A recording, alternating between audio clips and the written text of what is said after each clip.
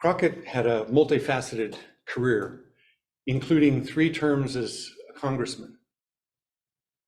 There's a scene in that movie during his time as being a congressman where he had to rush back to Congress because they were trying to pass a bill that he didn't want passed because it took into account the needs of the white man and the country wanting to expand, but it didn't take into account the needs of the Native Americans.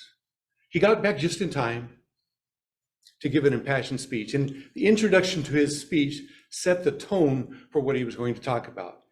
And actually, I'm going to steal it and use that introduction here as well. He said, "I've stood before you a good many times in fight and fun, and we've had a laugh or two for the good of the country and for our own entertainment. But you can fold up your grins and put them away, for you'll hear no jokes from Steve Mathis today."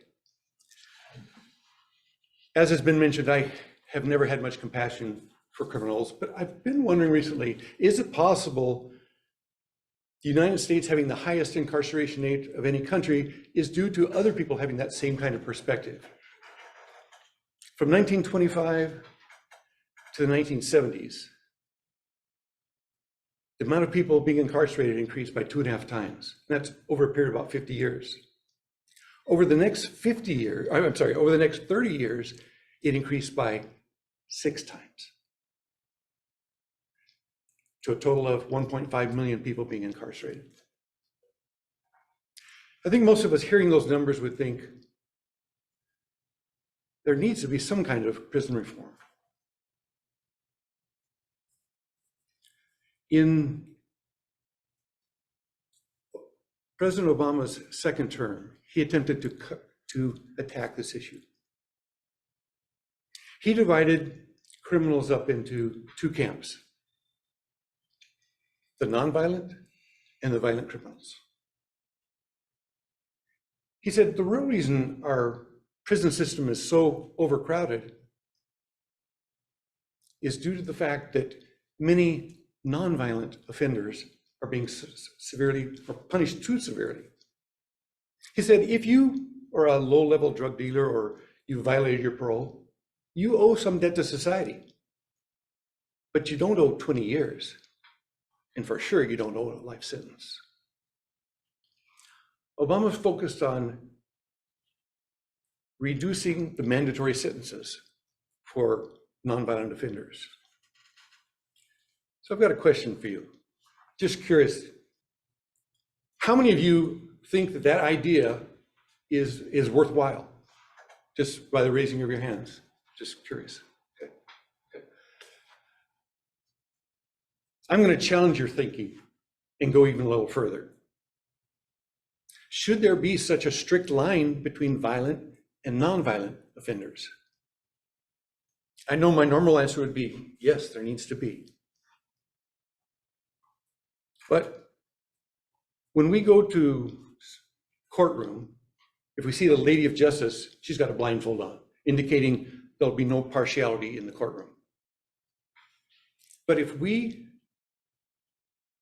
are having these mandatory severe sentences, isn't it blinding the courtroom to be able to make the penalty match the crime? Because, like we've talked about, there's always more to the story.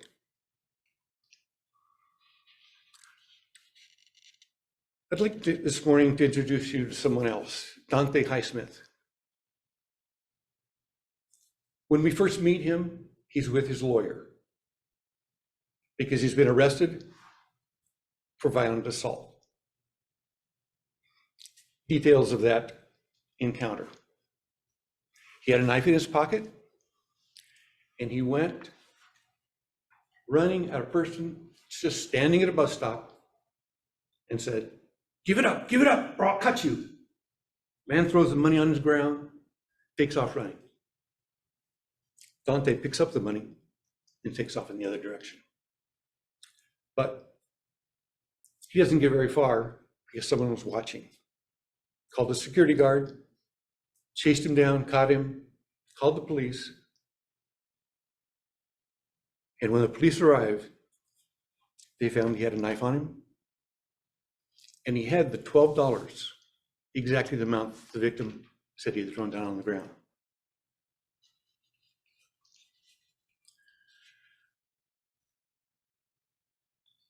When the officers confronted him about what they had been told he did, he didn't try to deny it at all. He confessed. And at the end of his confession, he says, "Please tell the man I'm sorry." Let's go now to the courtroom. In the courtroom, we see Dante's lawyer observing the courtroom and sees the judge up there. And the judge up there is the same one adjudicating a case that had previously sentenced one of his other clients to 6 months for gun possession, gun and marijuana possession. Now, Dante didn't just have a weapon, he threatened to use it. And there is no doubt that he committed the crime, both by the evidence and his own admission. But there is more to the story. And I don't tell this more to the story to make an excuse for his actions in any way at all. But Dante's mom was a drug addict. Now, I ask you for a moment to put yourself in this position. You have no father, your mother's a drug addict. You're living in a poor part of town. Obviously, that would make it difficult for any of us. His mom was unable to take care of him because of her addiction. Eventually, he was given to his grandmother to take care of. But because of her health issues, she couldn't do much. So he pretty much grew up on the streets. One time when he was 12 years old, he was asked to go to the store and buy a box of cereal. He bought the box of cereal, and as he's exiting the store, he's accosted by the 13th Street Mob, a local gang, which removed the cereal from his hands, and he's sent home in tears and empty-handed. When he turned 16, not on that day, but when he was 16, the gang invited him to join their gang. He thought, living here, what choice do I have? If I cross them, I make my life a living hell. Or if I agree to join the gang, then they will have my back. This crime that we talked about, that was his initiation into the gang. It was the first time he had ever been arrested. The lawyer spent some time talking with Dante and said, he's a good guy, just needs something to keep him busy, something to keep him away from that corner where the gang hangs out. He had gone to Dante's apartment and saw dozens of wood carvings that he had made with that knife. So the lawyer wanted to get him into an alternative program so he wouldn't have jail time. There are two problems in doing that. One is there's a waiting list pretty long on most of those programs. And the other problem is most of the programs wouldn't allow someone who had a violent offense. Eventually they found a church that had an upstart program that was willing to take a chance on him. So they had passed over that hurdle, then the next hurdle was, well, the judge probably isn't going to allow it unless the victim agrees that that would be a good thing.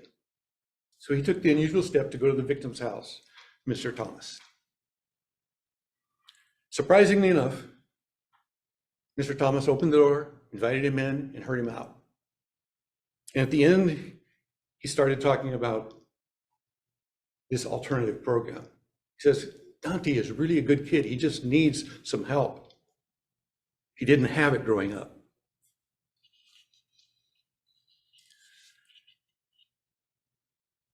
Mr. Thomas's only words were, I'll think about it. 2 weeks later, he has the sentencing hearing. And at that sentencing hearing, when the lawyer arrives at the courthouse, he looks inside and sees Mr. Thomas sitting there on the bench. He has two pieces of paper in his hand. One is the original confession, along with his apology to the victim. The second piece of paper was a separate apology that he had written with his lawyer to give to Mr. Thomas. The lawyer walked up to Mr. Thomas. Mr. Thomas just thrust the pieces of paper at him and said, "You asked me to forgive him. I can't. I just can't, but I'm trying. And I'm willing to go along with that alternative program." So they went into the courtroom. The judge and the prosecuting attorney were really surprised at this turn of events. But because of that recommendation by the victim, Dante was put into that alternative program.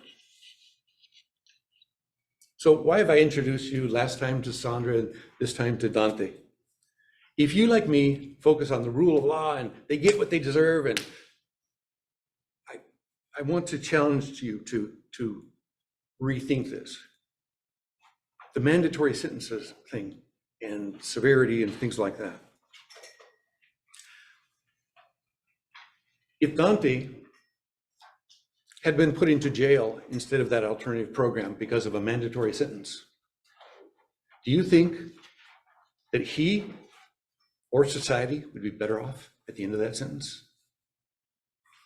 If we really care about a just outcome, we need to listen to and act based on the rest of the story.